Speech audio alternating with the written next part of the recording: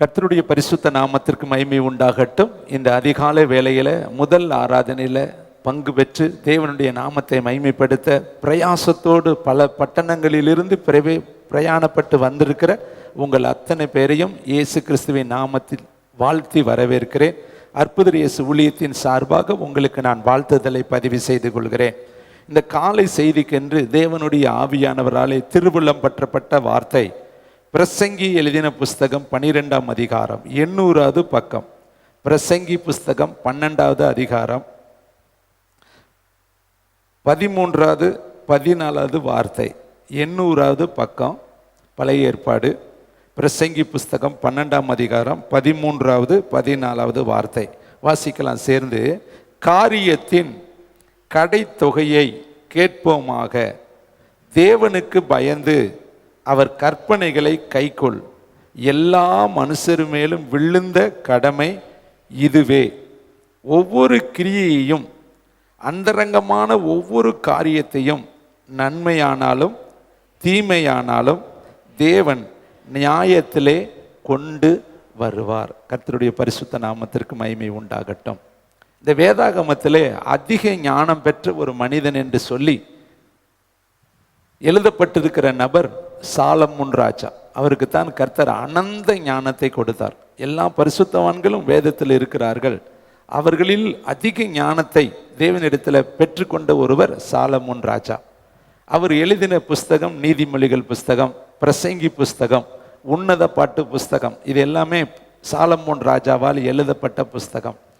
இதில் இந்த நாளில் செய்திக்கென்று எடுத்துக்கொள்ளப்பட்ட வார்த்தையில் காரியத்தின் கடைத்தொகை அப்படின்னா கடைசி காரியத்தை, கடைசி வார்த்தையை, கடைசி காரியத்தை கேட்போமாக என்று சொல்லி அவர் எழுதுகிறார். அப்படின்னா அவர் சொல்லக்கூடிய கடைசி செய்தி அதுதான். இந்த உலகத்தில் இருக்கிற மனுஷர்கள் வாழ்வதற்கு, பிறப்பதற்கு ஒரு நாள் இருக்கும், மரிப்பதற்கு ஒரு நாள் இருக்கும். பிறக்கும் பொழுது யாருமே பிறக்கிறப்ப என்ன சொன்னாருன்னு கேட்க மாட்டாங்க. ஆனால் மரிக்கிறப்ப கேட்பாங்க, அவர் கடைசியாக என்ன சொன்னார், அவருடைய கடைசி ஆசை எது, கடைசியில் ஏதாவது சொல்லிட்டு போனாரா, கடைசியில் ஏதாவது விட்டுட்டு போனாரா, கடைசியில் ஏதாவது காமிச்சிட்டு போனாரா. இப்படி கடைசியை தெரிந்து கொள்ள அவருடைய சந்ததிகள் அதிகமாய் விரும்புவார்கள். ஏன்னா கடைசியில் என்ன சொன்னாருங்கிறது ரொம்ப முக்கியம். அதே போல் சாலமோனுடைய கடைசி காரியத்தை அவர் சொல்கிறாரு, காரியத்தின் கடைத்தொகை அப்படின்னா கடைசி தொகையை கேட்போமாக, கவனிப்போமாக, பார்ப்போமாக, யோசிப்போமாக என்று சொல்லி அவர் சொல்றது என்ன சொல்றாரு, கடைசியா எது முக்கியம்னா தேவனுக்கு பயப்படுதல் ரொம்ப ரொம்ப முக்கியம். அடுத்து கர்த்தருடைய கற்பனைகளை கைக்கொள்வது எல்லா மனுஷர் மேலேயும் விழுந்திருக்கிற கடமை. உங்களுடைய கடமை என்னதான், கர்த்தருடைய கற்பனைகள். கற்பனை மட்டும் கிடையாது, நிறைய கர்த்தரிடத்தில் இருக்குது. கட்டளைகள் இருக்கு, கற்பனைகள் இருக்கு, நியமங்கள் இருக்கு, நியாயங்கள் இருக்கு. இப்படி பலவிதமான காரியங்கள் கர்த்தர் ஏற்படுத்தியிருக்கிறார். கட்டளை என்பது தனி, கற்பனை என்பது தனி, நியமங்கள் என்பது தனி, நியாயங்கள் என்பது தனி, ஆலோசனைகள் என்பது தனி. இப்படி அவரிடத்துல பலவிதமான வழிநடத்தல்கள் இருக்கு. இன்னைக்கு சாலமோன் சொல்றாரு, அவருடைய கற்பனைகளை நீ கைக்கொள், அதுதான் உன் மேல விழுந்திருக்கிற முக்கியமான பிரதானமான கடமையா இருக்கிறது, பொறுப்பா இருக்கிறது, முக்கியமான ஒன்றா இருக்கு. அருமையானவர்களே, இன்னைக்கு நம்ம கர்த்தருக்கு எந்த அளவுக்கு பயந்து நடந்து அவருடைய கற்பனைகளை கைக்கொள்கிறோம் என்பது நீங்களும் நானும் இந்த காலை தியானத்தில் தியானிக்க வேண்டிய ஒரு முக்கியமான ஒரு கடமை தேவனுடைய பிள்ளைகளை. பாருங்களே, உபாகமம் புஸ்தகம் 5ஆம் அதிகாரம் 10வது வசனம், 230வது பக்கம். பக்கத்தை சொல்லும் பொழுது நீங்கள் இலகுவாய் எடுப்பதற்கு பக்கத்தையும் சேர்த்து நான் உங்களுக்கு சொல்லுகிறேன். ஏனென்றால் நீங்கள் இலகுவாய் எடுத்துட்டீங்கன்னா வேகமாய் கடந்து போகலாம். உபாகமம் 5ஆம் அதிகாரம் 10வது வசனத்தை வாசிக்கலாம். என்னிடத்தில் அன்பு கூர்ந்து என் கற்பனைகளை கை கொள்ளுகிறவர்களுக்கோ 1000 தலைமுறை மட்டும் இரக்கம் செய்கிறவராய் இருக்கிறேன். கர்த்தருடைய கட்டளைகளையும் கற்பனைகளையும் நியமங்களையும் நியாயங்களையும் ஆலோசனைகளையும் அவர் நமக்கு சொல்லக்கூடிய எச்சரிக்கைகளையும் நம்ம கை கொண்டாலே போதும், நமக்கு 1000 தலைமுறைக்கு அவர் இரக்கம் செய்கிறவராக இருக்கிறார். பாவங்களை 4 தலைமுறைக்கு விசாரிப்பாராம். ஆனா அவருடைய இரக்கம் அவருக்கு பயந்தவர்கள் மேல 1000 தலைமுறைக்கு இருக்குது. அப்ப நீங்க யோசித்து பாருங்க, பிள்ளைகளுக்கு நீங்கள் சொத்து சேர்த்து வச்சா ஒரு தலைமுறைக்கு தான் சேர்க்க முடியும். ஆனால் இரக்கத்தை சேர்த்து வச்சிங்கன்னா 1000 தலைமுறைக்கு இரக்கத்தை சேர்த்து வைக்கலாம். தாவீது அரசனான உடனே சொல்றாரு, யோனத்தானின் நிமித்தம் என்னால் தயவு பெறத்தக்கவன் யார்? அப்பதான் மேவி போசேத் என்று சொல்லப்பட்ட ஒரு மனிதனை காண்பிக்கிறார்கள். இவன் தான் யோனத்தானுடைய மகன். அப்ப அந்த மகனை தூக்கி தன்னோடு போஜனம் பண்ணக்கூடிய அந்த இடத்துல அவர் வைக்கும் பொழுது அந்த மேவி போசேத் சொல்றாரு, செத்த நாய் போல இருக்கிற என்னை நீங்க நோக்கி பார்க்கிறதுக்கு நான் எம்மாத்திரம். அருமையானவர்களே, இந்த மேவி பேசத்தை தாவீது நோக்கி பார்த்ததற்கு என்ன காரணம்னா, யோனத்தானோடு அவர் செய்து கொண்ட உடன்படிக்கை, அவரோடு அவர் ஏற்படுத்தி கொண்ட நட்பு, அவரோடு அவர் செய்து கொண்ட ஒரு விதமான உடன்படிக்கையினால தான் அவருடைய மகனாகிய இவரை அவர் எடுத்து தன்னுடைய ஸ்தானத்தில் உட்கார பண்ணினார். அதே போலதான் உங்கள் நிமித்தம் தேவன் உங்க சந்ததிக்கு 1000 தலைமுறைக்கு அவர் இறங்குவாராம். அப்படிதான் எழுதியிருக்குது பாருங்க. தாவீதை குறித்து கர்த்தர் சொல்றாரு, தாவீதுக்கு நித்திய கிருபையை நான் அவருக்கு அருளுவேன். தாவீதோடு நித்திய கிருபையை அவர் வைத்திருக்கிறார். அருமையானவர்களே, நம்ம கர்த்தரை தேடுறதுனால, இயேசுவை தேடுறதுனால, வார்த்தையை படித்து அதன்படி நடக்கிறதுனால உங்க சந்ததிகளின் மேல, சந்தானத்தின் மேல தேவனுடைய கிருபை அளவில்லாமல் இருக்கும். அதுக்கு தான் நம்ம கர்த்தரை அதிகமாய் பயந்து தேடணும் தேவனுடைய பிள்ளைகளை. ஏனென்றால் நம்ம சேர்த்து வைக்கிற ஆசீர்வாதம் பிள்ளைகளின் பிள்ளைகளுக்கு அது கடந்து போகும். வேதம் சொல்லுது, நீ என்னுடைய வசனத்தை மறந்தால் நான் உன் பிள்ளைகளை மறந்து விடுவேன் என்று கர்த்தர் எழுதி வைத்திருக்கிறார். பார்த்தீங்களா, நம்ம வசனத்தை மறந்துட்டோம்னா, கற்பனைகளை மறந்துட்டோம்னா, ஆலோசனைகளை மறந்துட்டோம்னா, அவர் நமக்கு கொடுக்கக்கூடிய எச்சரிப்புகளை நம்ம மறந்துட்டோம்னா, அவர் சொல்ற ஒரே ஒரு வார்த்தை, நான் உன் பிள்ளைகளை மறந்துடுவேன். அப்போ பிள்ளைகளுக்காகத்தான் நம்ம எல்லாரும் சொல்லுவோம், பிள்ளைகளுக்காகத்தாங்க நாங்கள் வாழ்கிறோம், நாங்கள் சாப்பிடாட்டாலும் என் பிள்ளைகள் நல்லா இருக்குன்னு தாங்க இந்த பிரயாசப்படுறோம். அப்போ உண்மையிலேயே நீங்கள் பிள்ளைகளுக்காக பிரயாசப்பட்டீங்கன்னா, பிள்ளைகளுக்காக கற்பனைக்கு கீழ்ப்படிங்க, வசனத்துக்கு கீழ்ப்படிங்க, ஆலோசனைக்கு கீழ்ப்படிங்க. நீ எந்த வழியில நடக்கிறியோ அதே வழியில தான் உன்னுடைய பிள்ளைகள் நடப்பார்கள். நீ எதை செய்கிறியோ அதைத்தான் உன்னுடைய பிள்ளைகள் செய்வார்கள். ஏனென்றால் அவர்களுக்கு நீங்கள் தான் மாதிரி, நீங்கள் தான் முன்மாதிரியா இருக்கிறீங்க. அருமையானவர்களே, இங்கு வேதம் சொல்லுது பாருங்க, அழகான ஒரு வார்த்தை, என்னிடத்தில் அன்பு கூர்ந்து என் கற்பனைகளை கை கொள்ளுகிறவர்களுக்கு 1000 தலைமுறைகளை, அத்தனை தலைமுறைக்கு அவர் இரக்கம் செய்கிறவராகவே இருக்கிறார் என்று சொல்லி வேதம் சொல்லுது. நோவாவை குறித்து வாசித்து பார்த்தீங்கன்னா, நோவாவுக்கோ கர்த்தருடைய கண்களில கிருபை கிடைச்சது ஒரு நபருக்கு. ஆனால் உள்ளே பிரவேசித்தவர்கள் 8 பேர் பிரவேசித்தார். நோவாவுடைய மனைவி, அடுத்து மகன் சேம், காம், யாபேத், அவங்களுடைய மனைவி 3 பேர், மொத்தம் 8 பேர் பேழைக்குள்ள போறாங்க. ஆனா கிருபை கிடைத்த மனுஷன் ஒருத்தர், ஆனா 7 பேர் கிரேஸ் உள்ள போறாங்க. அப்ப 7 1 8 பேர், இந்த 8 பேரும் பேழைக்குள்ள கொண்டு போகப்பட்டாங்க. ஆனா கிருபை யோனாவுக்கு மட்டும்தான் இருந்துச்சு. பாருங்க, லோத்துவை கர்த்தர் ஆபிரகாமின் நிமித்தம் நினைத்தார் என்று சொல்லி வார்த்தை சொல்கிறது. ஆபிரகாம ஜெபிக்கும் பொழுது கர்த்தர் லோத்தை நினைவு கூர்ந்தார். ஆபிரகாமின் நிமித்தம் லோத்தை நினைவு கூர்ந்தார். ஆனால் லோத்துவை மட்டும் கர்த்தர் காப்பாற்ற நினைக்கல. லோத்து நிமித்தம் லோத்துடைய மனைவி கையை பிடித்தார், லோத்துடைய 2 பிள்ளைகளுடைய கரத்தை பிடித்தார். மொத்தம் 4 பேரையும் சேஃபா பாதுகாப்பா கொண்டு வெளியே விட்டு அந்த மலைக்கு ஓடி போய் என்று சொல்லி கர்த்தருடைய வார்த்தை எழுதப்பட்டிருக்கு. அப்ப ஒரு மனிதனுக்கு கிடைக்கிற கிருபை அந்த குடும்பத்தை எல்லாம் சூழ்ந்து கொள்கிறது. அப்ப 1000 தலைமுறைக்கு கிருபைனா உங்க பிள்ளைகளின் பிள்ளைகளின் பிள்ளைகளின் பிள்ளைகளின் பிள்ளைகளின் பிள்ளைகள் மேல அந்த கிருபை கடந்து வரணும்னா நம்ம கர்த்தருக்கு பயந்து அவருடைய வழிகளை கை கொள்ளணும் தேவனுடைய பிள்ளைகளை. அது நம்ம மேல விழுந்திருக்கிற மிகப்பெரிய ஒரு கடமை, பொறுப்பு, அத்தியாவசியமா ஒன்று என்பதை நம்ம மறந்துடக்கூடாது. பாருங்களேன், ஆதியாகம புஸ்தகம் 26ஆம் அதிகாரம் 30வது பக்கம். ஆதியாகம புஸ்தகம் 26ஆம் அதிகாரம், அந்த ஆபிரகாமை குறித்து கர்த்தர் சொல்லுகிற ஒரு வார்த்தை, 4வது வசனத்தை வாசிக்கலாம். ஆபிரகாம் என் சொல்லுக்கு கீழ்ப்படிந்து, பார்த்தீங்களா, கர்த்தர் ஆபிரகாமை குறித்து சொல்லும் பொழுது என் சொல்லுக்கு அவன் கீழ்ப்படிந்து என் விதிகளையும் என் கற்பனைகளையும் என் நியமங்களையும் என் பிரமாணங்களையும் கை கொண்டபடியினால் நான் உன் சந்ததியை வானத்து நட்சத்திரங்களைப் போல பெருகவே பெருக பண்ணி உன் சந்ததிக்கு இந்த தேசங்கள் யாவையும் தருவேன், உன் சந்ததிக்குள் பூமியில் உள்ள சகல ஜாதிகளும் ஆசீர்வதிக்கப்படும் என்றார். எத்தனை இருக்கு பாருங்க. 1 விதி, 2வது கற்பனை, 3வது நியமங்கள், 4வது பிரமாணங்கள், இதெல்லாம் அவன் கை கொண்டபடியினால் கர்த்தர் அவன் வானத்து நட்சத்திரங்களைப் போல அவனை பெருக பண்ணினாராம். ஆபிரகாம் என் சொல்லுக்கு கீழ்ப்படிந்து என் விதிகள், அடுத்து என் கற்பனைகள், என் நியமங்கள், என் பிரமாணங்களை கை கொண்டபடியினால், இத்தனையும் அவன் கை கொண்டபடியினால் அவனை வானத்து நட்சத்திரங்களைப் போல நான் பெருக பண்ணுவேன் என்று கர்த்தருடைய வார்த்தை எழுதப்பட்டிருக்கு. பாருங்களேன், 1 யோவான் 5ஆம் அதிகாரம் 3வது வசனம், புதிய ஏற்பாடு 329வது வசனம்.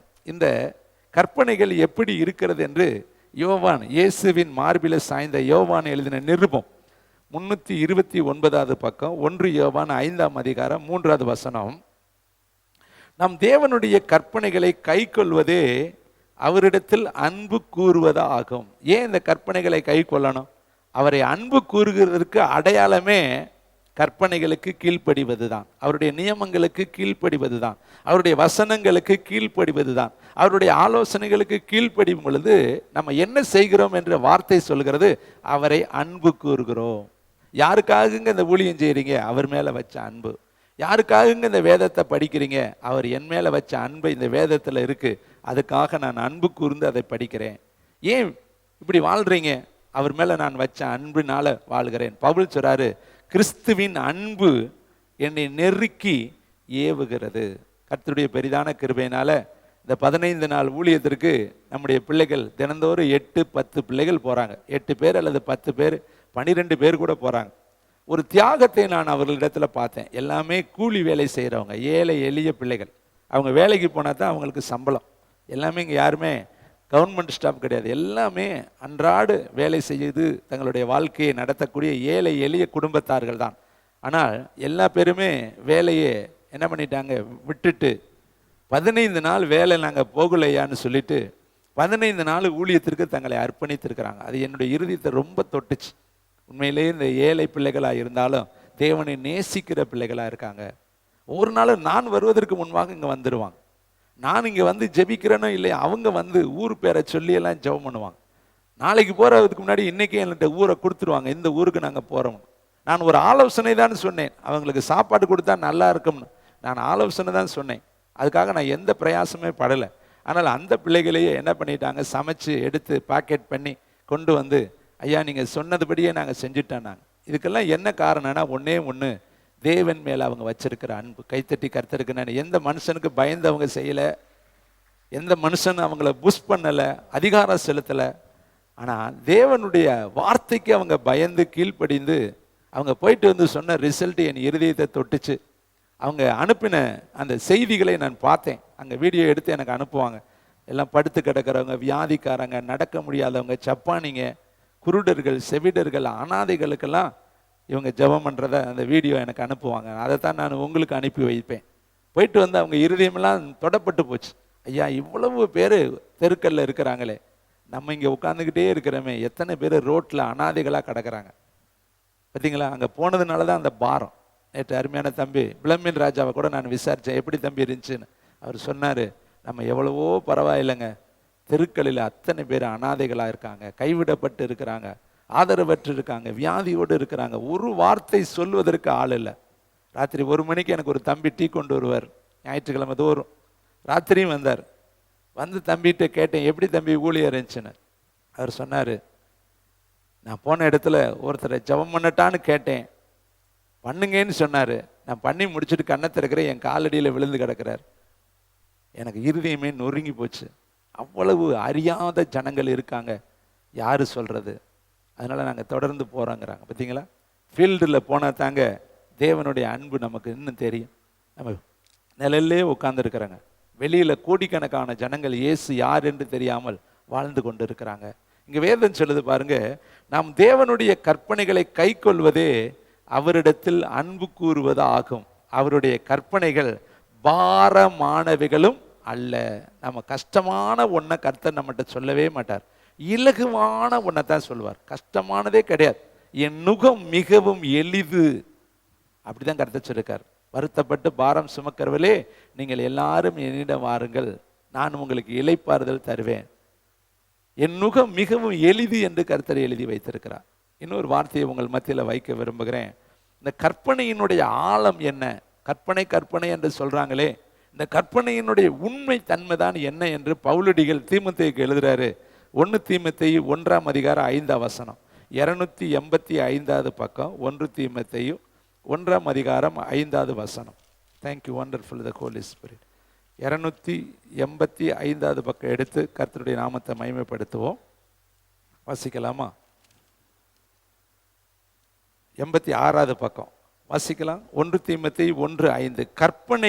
கற்பனையின் பொருள் என்னவெனில், இந்த கற்பனை என்றால் அதனுடைய பொருள் என்ன, அர்த்தம் என்ன, மீனிங் என்னன்னா, சுத்தமான இருதயத்திலும் நல் மனசாட்சியிலும் மாயமற்ற விசுவாசத்திலும் பிறக்கும் அன்பே.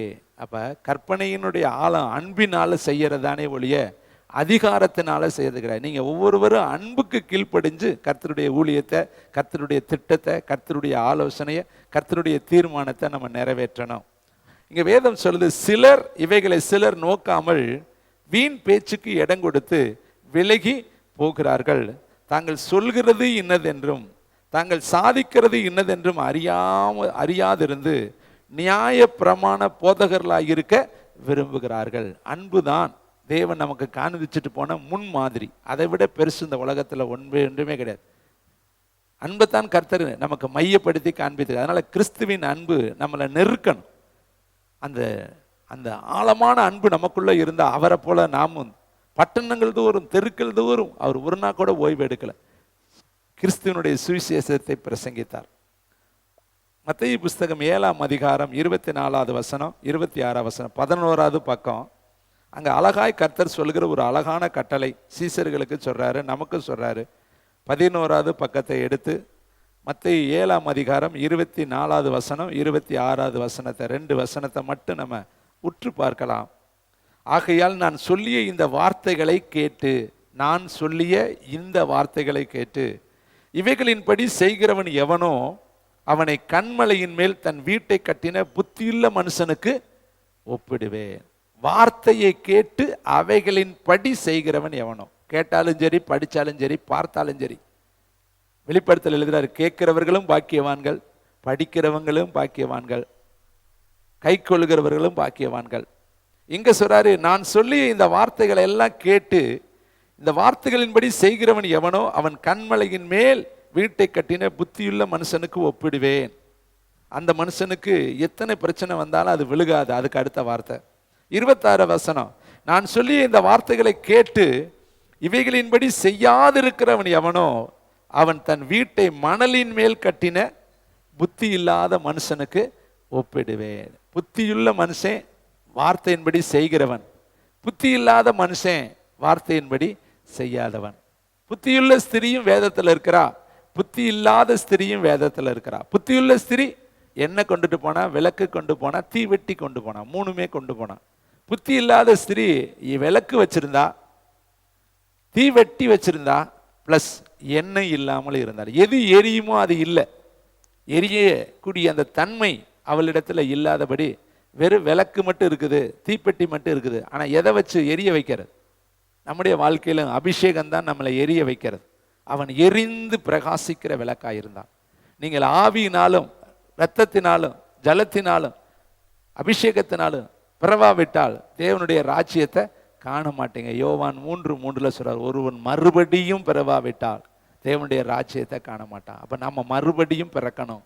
பழைய பிறப்பல்ல, புதிய பிறப்பு, ஆவியிலும் ஜலத்திலும் பிறந்து தேவ ராஜ்யத்தை காணணும். அதுதான் எரிந்து பிரகாசிக்கிற விளக்கு. அருமையான தம்பி, தங்கச்சி, தாயே, தகப்பனே, ஒரு 3 நிகழ்வுகளை உங்கள் மத்தியில் நினைப்பூட்ட விரும்புகிறேன். ஏன்னா நீங்கள் வேதத்தில் நிபுணர்கள், என்னை விட நல்ல வேதம் படித்து 1 நாள் 2 நாள் விசுவாசிகளை பல ஆண்டுகள் நீங்கள் பிரயாணிக்கிறீங்க. உங்களுக்கு நான் சொன்னதையே சொல்ல விரும்பலை. ஆவியானவர் எனக்கு எவைகளை அழகாய் காண்பித்தாரோ அவைகளை மட்டும் உங்களுக்கு நினைப்பூட்ட நான் விரும்புகிறேன். அவைகள் உங்களுடைய வாழ்க்கையில் எரிபந்தாய் உங்களை எரிய பண்ணும். ஆதியாகமம் 22 1 வசனத்தையும் 12 வசனத்தையும் நான் நினைப்பூட்ட விரும்புகிறேன். தயவுசெய்து எல்லாருக்கும் தெரிஞ்ச பகுதி தான், தெரிஞ்சதையே தான் நம்ம பிரசங்கிக்கணும், வேறு வழி கிடையாது. அவைகள் எல்லாமே நம்முடைய வாழ்க்கையில் நேற்றும் இன்றும் என்றும் மாறாத வார்த்தைகள். ஆதியாகமம் 22:1 இந்த காரியங்கள் நடந்த பின்பு தேவன் ஆபிரகாமை சோதித்தார். தேவன் ஆபிரகாமை சோதித்தார், பிளஸ் நம்மளையும் சோதிப்பார். பரிசுத்த ஆவியானவரே துணையோடு கூட பிதாவாகிய தேவன் இயேசுவை சோதித்தார். அவர் சோதிக்கப்படும்படி வனாந்தரத்திற்கு கொண்டு போகப்பட்டார். இயேசுவும் சோதிக்கப்பட்டார், ஆபிரகாமும் சோதிக்கப்பட்டார். நீங்களும் நானும் சோதிக்கப்படுவோம். சோதிக்கப்பட்ட பின்புதான் நம்ம பொன்னாக மாற முடியும். எல்லாருடைய வாழ்க்கையிலும் சோதனையை கர்த்தர் அனுமதிப்பார். வேதம் சொல்லுது, பேதுருவை பார்த்து கர்த்தர் சொல்ல, சாத்தான் உன்னை சோதிக்கும்படி புடமிடும்படி என்னிடத்துல வேண்டிக் கொண்டான், நானோ உன் விசுவாசம் ஒளிந்து போகாதபடி உனக்காக வேண்டிக் கொண்டேன். அப்ப நம்முடைய வாழ்க்கையிலையும் சில சோதனைகளை கர்த்தர் அனுமதிப்பார். யோபு வாழ்க்கையில பாருங்க, காரணம் இல்லாமல் நீ என்னை தூண்டின பொழுதும், காரணம் இல்லாமல் நீ என்னை ஏவின பொழுதும் யோபு தன் உத்தமத்திலே உறுதியா இருக்கிறான். ஒரு காரணமே கிடையாது. யோபுவுக்கும் பரலோகத்துக்கும் எந்த விதமான பிரச்சனையும் கிடையாது. அவன் உத்தமன், சன்மார்க்கன், தேவனுக்கு பயந்து பொல்லாப்புக்கு விலகுகிறவன். அவனை போல பூமியில ஒருவனுமே கிடையாது. அவ்வளவு நல்ல மனுஷன். ஆனா அவனுக்கு விரோதமாய் சத்துரு எழும்பி அவரை சோதிக்கும்படி அவன் எழும்பினான். கர்த்தரும் அந்த சோதனைக்கு இடம் கொடுத்தார். அதனுடைய விளைவுதான் 10 பிள்ளைகளையும் அவன் இழந்தான், தன்னுடைய அழகை இழந்தான், அந்தஸ்தை இழந்தான், மேன்மையை இழந்தான், மனைவியுடைய அன்பை இழந்தான். பலவிதமான வேதனைகள் அவனுடைய வாழ்க்கையில கடந்து போச்சு. அப்பதான் சொல்றேன், நான் சோதிக்கப்பட்ட பின்பு பொன்னாக மாறுவேன், சொந்த கண்களால் நான் அவரை காண்பேன், நான் போகும் பாதையை அவர் அறிந்திருக்கிறார், உங்கள் வார்த்தைகள் என் இருதயத்தை தொட மறுக்கிறது. இதெல்லாம் யோபு தான் சொன்னார். நான் சொல்லப்படுகிற வார்த்தைகள் எழுதப்பட்டால் நலமாயிருக்கும், மத்திய ஆகாயத்தில் அவர் நிற்பார் என்பதை நான் அறிந்திருக்கிறேன். இத்தனை வார்த்தைகளை யோபுடைய வாயிலிருந்து புறப்பட்ட வார்த்தைகள். அப்ப ஆபிரகாமை கர்த்தர் சோதித்தார். என்ன சோதிக்கிறாரு? அடுத்த வார்த்தையை பாருங்க, உன் புத்திரனும் உன் ஏகசுதனும் உன் நேசகுமாரனுமாகிய ஈசாக்கை நீ இப்பொழுது அழைத்து கொண்டு மோரியா தேசத்துக்கு போய் அங்கே நான் உனக்கு குறித்திருக்கும் மலை ஒன்றின் மேல் அவனை தகன பலியாக பலியிடு என்றார். ஒரு குழந்தையை கொடுத்து, அது வாக்குத்தத்தம் உள்ள குழந்தை. இப்ப அந்த குழந்தையை கர்த்தர் சோதிப்பதற்காக கேட்கிறாரு, எனக்கு பலி கொடுத்துருங்கிறார். இவன் அதை செய்வானா செய்ய மாட்டானா, ஒத்து போவானா ஒத்து போக மாட்டானா, கீழ்ப்படிவானா கீழ்ப்படிய மாட்டானா, அல்லது அதை செயல்படுத்தாதபடி உபாய தந்திரங்களை அவன் செய்வானா? அவன் நினைச்சிருந்தானா மனைவி கிட்ட மட்டும் ஒரு வார்த்தை சொல்லியிருந்தானா அவள் அவனை தடுத்திருப்பாள். அப்பொழுது அவன் சொல்லியிருக்கலாம், நான் செய்ய ஆயத்தமா இருந்தேன், என் மனைவி தடுத்துட்டான்னு சொல்லி தப்பிச்சிருக்கலாம்.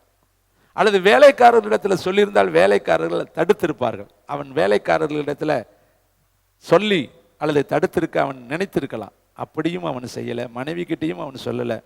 ஒருவேளை ஈசாக்கு கிட்டேயும் சொல்லியிருந்தானா ஈசாக்கு ஓடி போயிருப்பான் அல்லது விலகி போயிருப்பான். அவன் சொல்லியிருக்கலாம், என் பிள்ளை ஓடிட்டேன் ஆண்டவரே, அதனால நான் செய்யாமல் விட்டுட்டேன்னு சொல்லியிருக்கலாம். ஆனால் அதையும் அவன் செய்யலை. பல வழிகள் இருந்தும் அந்த வழிகளிலே அவன் போகாமல் தேவனுடைய கற்பனைக்கு அவன் கீழ்ப்படிந்து, சட்டத்துக்கு கீழ்ப்படிந்து, நியமங்களுக்கு கீழ்ப்படிந்து கர்த்தருக்கு உண்மையாக இருக்க அவன் நினைத்தான். அதனால தான் மனைவி கிட்ட சொல்லலை, வேலையாட்கிட்ட சொல்லலை, அடுத்து மகன்கிட்ட சொல்லலை. அவனுக்கு நிறைய நாட்கள் இடையில இருந்துச்சு. அந்த மலைக்கு போவதற்கு பல நாட்கள் இடையில இருக்குது. அவன் நினைச்சிருந்தானா மனசளவில் எகிப்திற்கு எப்படி இஸ்ரவேலர்கள் திரும்பினார்களோ அதுபோல அந்த நினைவை மாற்றி இருக்கலாம். மகனை போய் பலி செலுத்துறதா ஒரே பிள்ளைன்னு அவன் நினைச்சிருக்கலாம். ஆனால் எவ்வளவோ இடைவெளிகள் இருந்தும் அவன் உத்தமத்தில் உறுதியாக இருந்தான்.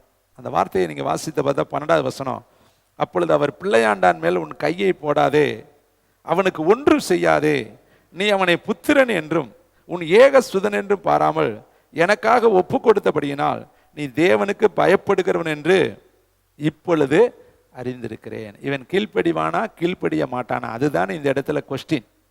ஆனால் அவன் உண்மையிலே கர்த்தருக்கு கீழ்ப்படிந்தான். கரங்களை தட்டி கர்த்தருக்கு நன்றி சொல்லுவான். கர்த்தர் சொன்னார், இப்பொழுது நான் அறிந்தேன், நீ கீழ்ப்படுகிறவன் என்பதை இப்பொழுது அறிந்தேன். எவ்வளவோ நாட்கள் இடைவெளி இருந்துச்சு, சந்தர்ப்பங்கள் இருந்துச்சு, வாய்ப்புகள் இருந்துச்சு, பலவிதமான சூழ்நிலைகள் அவனுடைய வாழ்க்கையில இருந்துச்சு.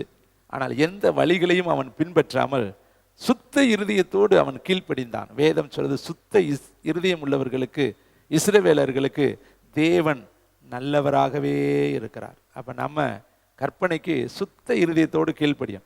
யாருடைய டிமாண்ட், நெருக்கடி இருக்கக்கூடாது.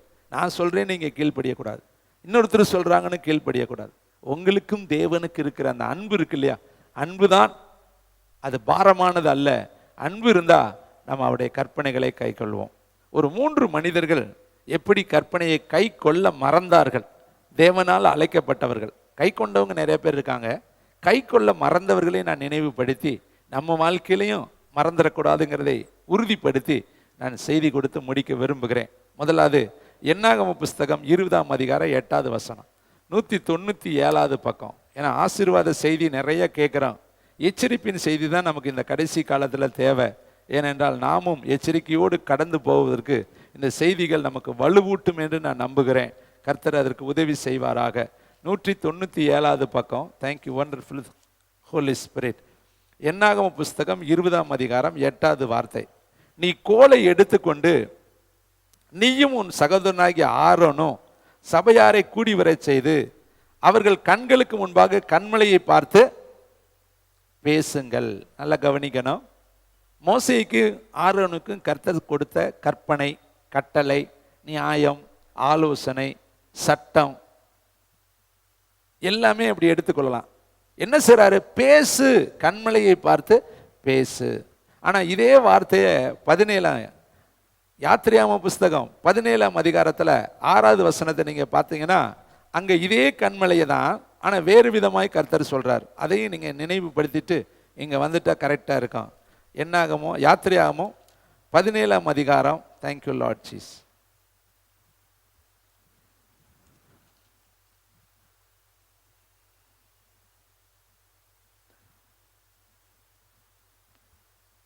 வசனத்தை வாசிக்கலாமா? கண்மலையை பார்த்து அடி என்று கர்த்தர் சொன்னார். என்ன யாத்திரையாமத்தில் இருக்கு, அது என்ன வசனம் கரெக்டா இல்லை. யாத்திரையாமத்தில் பார்த்து கர்த்தர் சொல்றார் கண்மலையை அடி என்று சொன்னார். ஆனா இங்க கர்த்தர் சொல்றார் கண்மலையை பார்த்து என்ன செய்யுங்க? பேசு. ரெண்டுக்கு உள்ள வித்தியாசம். ஒரே கண்மலை தான். ஒரு இடத்துல அடிங்கிறாரு, ஒரு இடத்துல பேசுங்கிறார். முதல்ல அடின்னு சொன்னப்ப கரெக்டா மோசையை அடிச்சுட்டாரு, தண்ணீர் புறப்பட்டுருச்சு. ஆனா இப்ப கர்த்தர் சொல்றாரு, மாத்தி சொல்றாரு, பேசு. நம்முடைய வாழ்க்கையிலையும் கர்த்தர் சில இடத்துல சில ஆலோசனைகளை சொல்லும் பொழுது ஒரே மாதிரி நம்ம போய்கிட்டு இருக்கக்கூடாது. ஒரு முறை சொல்றதை இன்னொரு முறை சொல்றப்பையும் கவனிக்கணும். முதல் முறை சொன்னது வேறா இருக்கும், 2வது முறை சொல்றது வேறையா இருக்கும். இப்ப கர்த்தர் அழகா சொல்றாரு கண்மலையை பார்த்து பேசுங்கள்னு. ஆனா அவர் என்ன செய்தாருன்னு வசனம் சொல்லுது பாருங்க. 11வது வசனம், என்னாகமோ 20ஆம் அதிகாரம் 11வது வசனத்தை வாசித்து பாருங்க. தன் கையை ஓங்கி கண்மலையை தன் கோலினால் 2 தரம் அவர் என்ன சொன்னாரு? பேசு, அப்படிதான் சொன்னார். ஆனா இவர் என்ன பண்ணாரு? அடித்தார். அப்ப இவர் கை கொண்டாரா? கீழ்ப்படிந்தாரா? தேவன் சொன்னதை செஞ்சாரா? அதுக்கு கர்த்தர் சொன்ன பதிலை பாருங்களே. அடுத்து 12வது வசனம், பின்பு கர்த்தர் மோசேயையும் ஆரோனை நோக்கி, இஸ்ரவேல் புத்திரரின் கண்களுக்கு முன்பாக என்னை பரிசுத்தம் பண்ணும்படி நீங்கள் என்னை விசுவாசியாமற் போனபடியினால் இந்த சபையாருக்கு நான் கொடுத்த தேசத்துக்குள் நீங்கள் அவர்களை கொண்டு போவதில்லை என்றார். அவ்வளவுதாங்க. ஒரே ஒரு நிமிஷத்துல தேவனுடைய திட்டத்தை, தேவனுடைய ஆலோசனையை, தேவனுடைய கற்பனையை, தேவனுடைய நியமங்களை, தேவனுடைய நீதியை மோசே உடைச்சு போட்டார். ரொம்ப நெருக்கமானவர் தாங்க, அழைக்கப்பட்டவர் தாங்க, தெரிந்து கொள்ளப்பட்டவர் தாங்க. கர்த்தர் மோசையோடு முகமுகமாய் பேசினாருங்க. பின் சாயலை பார்த்த மனிதன். அக்கினியினால் கர்த்தர் அவனோடு பேசினார். முச்செடி நடுவில் இருந்து அவனை ஊழியத்திற்கு கூப்பிட்டார். ஆனாலும் எத்தனையோ நிறைய ஊழியங்களை செஞ்ச மோசே இந்த ஒரு ஊழியத்தை தேவன் சொன்னபடி செய்யாமல் தேவன் விரும்பாதபடி செய்தார். அதனால கர்த்தர் சொன்னாரு, நீ போவேன் என்று நான் சொன்ன, நீ கூட்டிட்டு போவே என்று சொன்ன அந்த கானானுக்குள்ள நீ மட்டும் போக முடியாது, அவர்கள் போவார்கள்னு சொல்லி கர்த்தர் அந்த இடத்துல அவனுக்கு வேதனையான ஒரு பதிலை சொல்றாரு. அருமையான தம்பி, தங்கச்சி, தாயே, தகப்பனே, தேவனுடைய கற்பனைக்கு நம்ம கீழ்ப்படியணும். கர்த்தர் என்ன சொல்றாருங்கிறத ஒவ்வொரு நாளும் கவனிக்கணும். பாருங்க, தாவீதை சொல்றாரு, முட்செடியில போய் உட்காரு, அந்த செடியில உட்கார்ந்து ஒரு சத்தம் வரும், அதுவரை காத்துரு, எப்ப சத்தம் வருதோ அப்ப நீ புறப்படு, அப்ப நான் உனக்கு முன்பாக கடந்து போவேன். தாவீது ஒவ்வொரு முறையும் முதல்ல பெலிஸ்தேர் இடத்துல போகலாமா, தண்டை பின் தொடரலாமா, அவர்கள் என்னை பிடிச்சு கொடுப்பாங்களா, ஒவ்வொரு முறையும் தாவீது கேட்கிறார். ஆனா அதே தாவீது ஒரு முறை எண்ணும் பொழுது, இஸ்ரவேல் மக்களை தொகையிடும் பொழுது தேவ ஆலோசனையை கேட்காமல் போயிட்டார். நாமும் கூட சமயத்துல ஆண்டவருடைய கற்பனைக்கு கீழ்ப்படியாத பொழுது தேவனுடைய மனதுக்கு துக்கம் உள்ளவர்களாய் நம்ம மாறிடுவோம். அதனால ஒவ்வொரு காரியத்தை செய்யறதுக்கு முன்னாடி, ஏசப்பா இதை நான் செய்யலாமா, நான் போகலாமா, இது உங்களுடைய திட்டமா, இது உங்களுடைய சித்தமா, இதன்படி நான் எழும்பலாமா, நான் செய்யலாமான்னு கேட்டு கேட்டு நம்ம நடக்கும் பொழுது கர்த்தர் நம்மை ஆசீர்வதிப்பார். இன்னொரு மனிதனை நான் உங்களுக்கு காண்பிக்க விரும்புகிறேன். ஆதியாகமத்தில் 2:17 உங்களுக்கு நினைப்பூட்ட விரும்புகிறேன். முதல் மனுஷர்கள் ஆதாமும் ஏவாளும், தேவன் படைத்த முதல் ஜெனரேஷன். ஆதியாகமம் 2:17 வாசித்து பார்த்தால், நன்மை தீமை அறியத்தக்க விருட்சகத்தின் கனியை புசிக்க வேண்டாம். ஒரே வரியில சொல்லிட்டார். அன்னைக்கு எப்படி பிழையாமுக்கு சொன்னார், போக வேண்டாம், இங்க புசிக்க வேண்டாம். அவர்களோடு போக வேண்டான்னாரு, இங்க புசிக்க வேண்டாங்கிறார். பாயிண்ட்டை முடிச்சிட்டாரு. இனிமேல் பாயிண்ட் தொடரக்கூடாது. ஆனா இவர்கள் என்ன செய்தார்கள்? 3:6 ஆதியாகமம் 3:6, அப்பொழுது ஸ்திரியானவள் அந்த விருட்சகம் புசிப்புக்கு நல்லதும் பார்வைக்கு இன்பமும் புத்தியை தெளிவிக்கிறதுக்கு இச்சிக்கப்படத்தக்க விருட்சமாய் இருக்கிறது என்று கண்டு அதன் கனியை பறித்து புசித்து தன் புருஷனுக்கும் கொடுத்தாள், அவனும் புசித்தான். அப்ப ஆதாமும் ஏவாளும் தான். கர்த்தர் தான் சொன்னாரு, அந்த மரத்தின் கனியை புசிக்க வேண்டாம், அது ஏற்புடையது அல்ல, இது என்னுடைய கற்பனைக்கும் கட்டளைக்கும் நீங்கள் கீழ்ப்படிவதற்கு அடையாளமாக இது ஒன்றை மட்டும் நீங்க செய்யாதீங்கன்னு கர்த்தர் அழகாய் அருமையாய் தன்னுடைய பிள்ளைகளுக்கு சொன்னார். ஆனா எதை செய்யக்கூடாது என்று கர்த்தர் சொன்னாரோ, எதை செய்யக்கூடாது என்று மறுத்தாரோ, அவர்களுக்கு கட்டளை கொடுத்திருந்தாரோ, கற்பனை கொடுத்திருந்தாரோ, அதே வேலையை அடுத்த அதிகாரத்தில் அவர்கள் செய்தார்கள். அதனால தான் ஏதேன் தேட்டத்தை விட்டு அவர்கள் துரத்தப்பட்டார்கள். அதனால தான் ஆதாம் சபிக்கப்பட்டான், ஏவாள் சபிக்கப்பட்டாள், வஞ்சித்த சர்ப்பம் சபிக்கப்பட்டுச்சு. அதன் நிமித்தம் பூமியும் சாபத்துக்கு உள்ளாகி முள்ளையும் குறுக்கையும் முளைப்பித்தது என்று வார்த்தை எழுதப்பட்டிருக்கு. நாமும் கூட கற்பனைக்கு கீழ்ப்படியாத பொழுது அநேக உபாயங்கள் நம்முடைய வாழ்க்கையில உண்டாகும். தேவனுடைய பிள்ளைகளை வேதனைகள் வரும். தாவீது எண்ணினதுனால கொடூரமான சூழ்நிலை அவனுக்கு வந்துச்சு. அவன் சொல்றான், நான் மகா கொடிய இடுக்கணில் நான் அகப்பட்டேன் என்று அவர் எழுதி வைத்திருக்கிறார். இன்னொரு மனுஷனை நினைவுபடுத்தி நான் கர்த்தருடைய வார்த்தைக்குள்ள கடந்து போவது நல்லது. 1 சாமுவேல் புஸ்தகம் 15 3 359 பக்கம். தேங்க்யூ வண்டர்ஃபுல் த ஹோலி ஸ்பிரிட். 359 1 சாமுவேல் 15 3 வார்த்தை. இப்பொழுது நீ போய் சவுலை பார்த்து கர்த்தர் சொல்றாரு. 359 பக்கம் சவுல் ராஜாவை பார்த்து கர்த்தர் சொல்லுகிற வார்த்தை, நீ போய் அமலேக்கை மடங்கு அடித்து அவனுக்கு உண்டான எல்லாவற்றையும் சங்கு அரித்து அவன் மேல் இரக்கம் வைக்காமல் புருஷர்களையும் ஸ்திரீகளையும் பிள்ளைகளையும் குழந்தைகளையும் மாடுகளையும் ஆடுகளையும் ஒட்டகங்களையும் கழுதைகளையும் கொன்று போட கடவா என்கிறார் என்று சொன்னார். ஒன்று கூட இறக்க வைக்க கூடாது. அவரே சொல்லிட்டாரு, தேவன் இறங்காத மனுஷன் மேல நம்ம இறங்கி என்ன பண்றது? கர்த்தர் வைக்காதேன்னு சொன்ன மனுஷனை நம்ம வச்சிருந்து என்ன பண்றது? இங்க வேதம் சொல்லுவாரு, மடங்கடி, சங்கரு, இறக்கம் வைக்காத, எல்லாத்தையும் கொன்று போடு. கர்த்தரே சொல்றார். ஆனா இவன் என்ன செஞ்சான்னு அடுத்த வார்த்தை 9 சவுலும் ஜனங்களும் ஆகாக்கையும் ஆடு மாடுகளில் முதல் தரமானவைகளையும் 2ஆம் தரமானவைகளையும் ஆட்டுக்குட்டிகளையும் நலமான எல்லாவற்றையும் அழித்து போட மனது இல்லாமல் தப்ப வைத்து அற்பமானவைகளும் உதவாதவைகளுமான சகல வஸ்துக்களையும் முற்றிலும் அழித்து போட்டான்.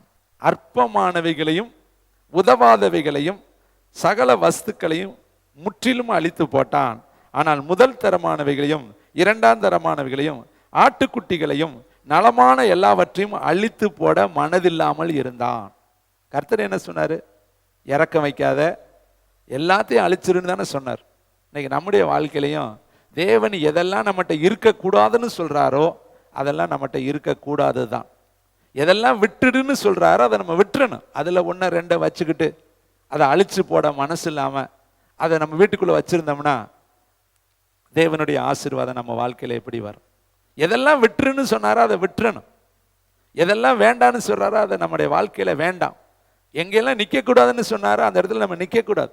சங்கீதக்காரன்ல 150 சங்கீதத்துல முதல் சங்கீதம், துன்மார்க்கனுடைய ஆலோசனையில் நடவாமல். நான் நிறைய யோசிப்பேன், முதல்ல போய் இதை எழுதி வச்சிருக்கிறாரு. எத்தனை சங்கீதம் இருக்கு, கர்த்தர் நல்லவர் என்பதை ருசித்து பாருங்கள், கர்த்தர் மேல் நம்பிக்கை இருக்கிறவர்கள் பாக்கி, எத்தனை அருமையான சங்கீதம் ஆரம்பிக்குது.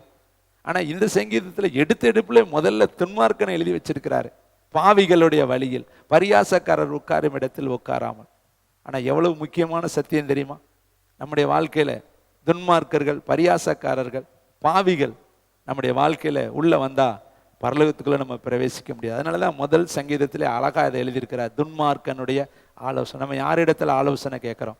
யார் இடத்துல உட்காருகிறோம், எப்படிப்பட்ட நபர்களோடு நம்ம சகவாசம் பண்ணுகிறோம், யாரை நமக்கு சிநேகிதர்களாய் நம்ம தெரிந்து கொண்டோம், ரொம்ப ரொம்ப நம்முடைய வாழ்க்கையில முக்கியம் தேவனுடைய பிள்ளைகளை.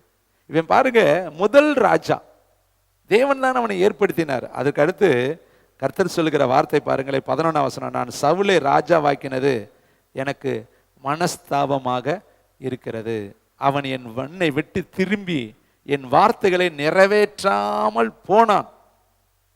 எவ்வளவு வருத்தத்தோடு சொல்றாரு பார். அதே போலதான் ஆதியாகமம் 6:6 சொல்றாரு, மனுஷனை உண்டாக்கினதற்காக கர்த்தர் மனஸ்தாபப்பட்டார், அவனுடைய நினைவுகள் நித்தமும் பொல்லாததாய் இருந்தது. பார்த்தீங்களா? ஒருவேளை நீங்கள் இமேஜின் பண்ணி, ஒரு கற்பனை பண்ணி, உங்களை படைத்ததற்கு கர்த்தர் சந்தோஷப்பட்டாருன்னா ரொம்ப சந்தோஷம். ஆனால் உங்களை உண்டாக்கினதற்காக அவர் வருத்தப்பட்டாருன்னா எவ்வளோ வேதனையாக இருக்கு. இவனை போய் நான் படைச்சனே, இவனை போய் நான் உருவாக்கினேனே, இவங்கிட்ட போய் இந்த ஊழியத்தை கொடுத்தனே, இவனை போய் நான் அப்படி நினைச்சாருன்னா எவ்வளவு வேதனையாக இருக்குது, யோசித்துப்பார். அதனால் கொஞ்ச காலம் தோன்றி நம்ம மறைந்து போகக்கூடியவர்கள். நம்முடைய ஓட்டை எப்போ முடியும்னே தெரியாது. நேற்று இருந்தவர்கள் இன்றைக்கு இல்லை. தேவனுடைய பிள்ளைகளை, இன்றைக்கு இருக்கிறவர்கள் நாளைக்கு இருக்க போவது கிடையாது. மனுஷன் ஒரு முறை பிறப்பதும் பின்பு நியாய தீர்ப்பு அடைவதும் மனுஷனுக்கு நியமிக்கப்பட்டிருக்கு. அதனால் கொஞ்ச கால வாழ்க்கையில் கர்த்தருடைய கற்பனைக்கு நம்ம கீழ்ப்படிந்து அவருடைய வழியில் நடந்து அவருடைய நாமத்தை மகிமைப்படுத்தணும். சிம்சோனை பார்த்து கர்த்தர் சொன்ன ஒரே ஒரு ஆலோசனை, முடி எடுக்கப்படக்கூடாது. அதுதான் அவனுக்கு நியமம், அவனுக்கு கட்டளை. அவனுடைய சாகுற வரையும் அவனுடைய முடி எடுக்கப்படக்கூடாது. அதில் தான் அவனுடைய பலன் அடங்கி இருக்கிறது. அவன் நஸ்ரேயனாய் கர்த்தர் உண்டாக்கினார். ஆனால் அவன் ஒரு பெண்ணுடைய மடியில் படுத்து அந்த முடியை எடுத்தான். அடுத்த நிமிஷம் தேவனுடைய ஆவியானவர் அவனை விட்டு விலகினார். அவன் சிறுமைப்படத் தொடங்கினான், கண்கள் பிடுங்கப்பட்டது. கடைசியில் அவன் தன் ஜீவனை கர்த்தரிடத்தில் ஒப்பு கொடுத்து இழந்தான் என்று வார்த்தை சொல்லுகிறது. எல்லா கண்களை மூடி இயேசுவை நோக்கி இந்த காலை வேளையில், ஏசப்பா, நாங்கள் உங்களுடைய கற்பனைக்கும் நியமங்களுக்கும் கட்டளைகளுக்கும் ஆலோசனைகளுக்கும் கீழ்ப்படியணும். அது மனுஷர் மேலே விழுந்த கடமையாக இருக்கிறது.